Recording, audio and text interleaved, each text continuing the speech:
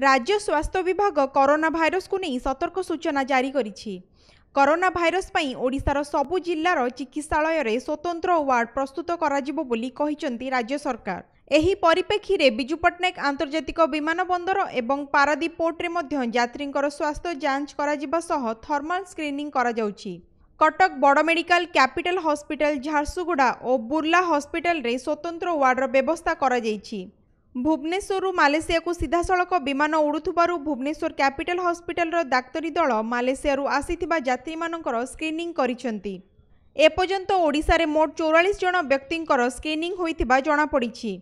भारत रे दिल्ली, कोलकाता, मुंबई समेत हैदराबाद, कोचिन, बेंगलुरु, अहमदाबाद, अमृतसर, कोयम्बटूर, गुवाहाटी, गया, बागडोरा, जयपुर, लखनऊ, चेन्नई, त्रिवेंद्रम, त्रिची, वाराणसी, विशाखापट्टनम, भुवनेश्वर, गोवा आदि एयरपोर्ट रे थर्मल स्क्रीनिंग करा जाउछि।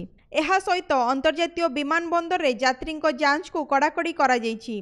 कोरोनार उत्पत्ति स्थल चीन रो वुहान रे फसिथिबा 500 भारतीय एबे सुरक्षित थिबा विदेश मंत्रालय पक्षरु कुहा जाइछि।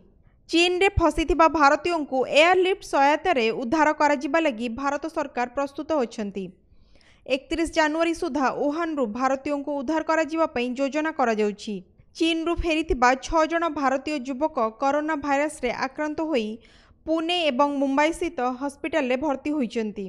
मंगलवार दिन 3 जन कोरोना भाइरस रे संक्रमित व्यक्ति को दिल्ली स्थित राम मनोहर लोहिया हॉस्पिटल रे भर्ती करा जाइछि। तांकर ब्लड सैंपल जांच पई national centre for disease control पठा जाइछि।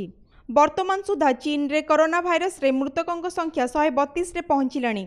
24 घंटा मध्य रे एही संक्रमण रे चीन रे 25 जनकर जीवन हानि घटिथिबा जणा पड़िछि।